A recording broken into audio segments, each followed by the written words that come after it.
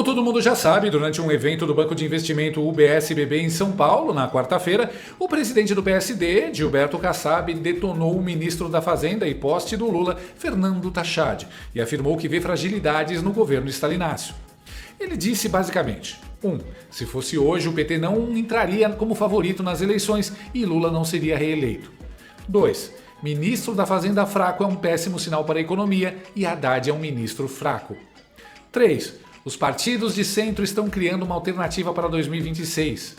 E 4. A prioridade do PSD é a candidatura de Ratinho Júnior à presidência e, quem sabe, até com a Michele Bolsonaro de vice. Pronto. Foi o suficiente para os tubarões sentirem o cheiro de sangue na água e partirem para cima. A direita comemorou, achando que o Centrão está desembarcando do governo. O governo Lula ficou em polvorosa, correndo perdido igual aquele urso do Pica-Pau. Eu já não acho que o Centrão está abandonando o PT.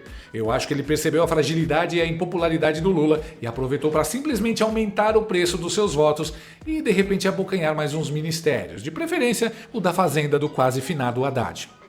Em troca, o Kassab coloca um candidato para perder as eleições em 2026, o Ratinho Júnior, claro. O Centrão não quer aceitar a presidência do Brasil, é muita dor de cabeça. Melhor mamar na presidência, escondidinho. Mesmo assim, tudo que o Kassab fala reflete. E olha o estado de nervos em que ele deixou os funcionários do Lula na Globo News. Nessa palestra de hoje, o Kassab disse que o candidato do PSD é o Ratinho Júnior, é o governador Ratinho Júnior. Que o Tarcísio, se fosse candidato, seria um candidato forte, mas que vai ser candidato à reeleição. E disse que se a eleição fosse hoje, o Lula perderia. Quer dizer, ele realmente está colocando o Lula em segundo plano nas projeções dele para um grupo de banqueiros. Não é uma conversa fiada, uma conversa em off, é uma palestra. E está alinhada com essas avaliações de líderes do Centrão. Eles estão nervosos. Talvez já estejam fazendo os cálculos para pular de vez do barco do Lula. Eles aprenderam com a Dilma e com o Collor que tem uma hora em que eles têm que largar o saco do presidente, senão afundam junto. Resta saber se o momento está chegando. De um jeito ou de outro, o pessoal da Globo News já está começando a reclamar do regime stalinácio, como aquela gata velha e ranzinza que morde a mão do dono quando ele vem fazer carinho.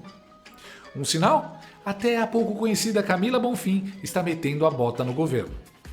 Mas a verdade, gente, é que esse episódio do PSD, que chama atenção porque foi público, mas como o Valdo falava, era muito dito nesses termos no bastidor, ele retrata como as escolhas do presidente Lula agora estão gerando resultados e colocando o governo numa crise em todas as frentes ao mesmo tempo. A segunda metade do governo Lula 3 enfrenta a colheita das próprias escolhas. Quando a gente olha para a economia, um ministro que é questionado, recebe fogo amigo e inimigo, como Fernando Haddad, um ministro que não consegue concretizar as ações que conversam com o mercado, que trazem um Brasil não só mais próspero, mas principalmente com mais credibilidade em suas contas, não é um ministro fraco, é um ministro sem condições de fazer aquilo que o governo diz que tem que ser feito, que a economia prova que tem que ser feito, mas não é feito. É só lembrar de novembro, né, quando o governo fez um dos maiores erros, inclusive considerados do governo na economia, mandar um corte de gastos prevendo um outro gasto, que era a questão do imposto de renda. Então, com mensagens difíceis, com essa questão de você acordar depois de dormir muito tempo, tem esse efeito. Porque aí você acorda, você começa a agir, mas o resultado das suas ações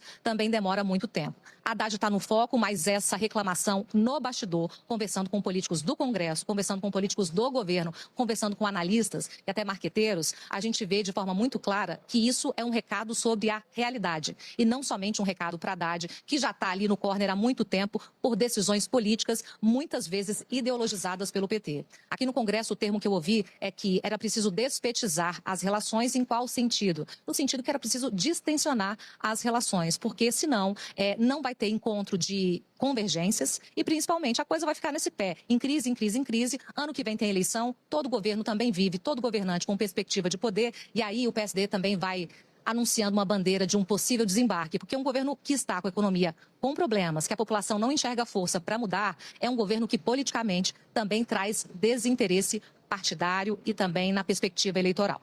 Ui, comeu sem cuspe! Venceu o contrato com o Nine, firmou com o Chuchu. São descarados demais. De repente, a agenda positiva que os jornalistas dessa emissora criavam diuturnamente para o governo parece que mudou de enredo.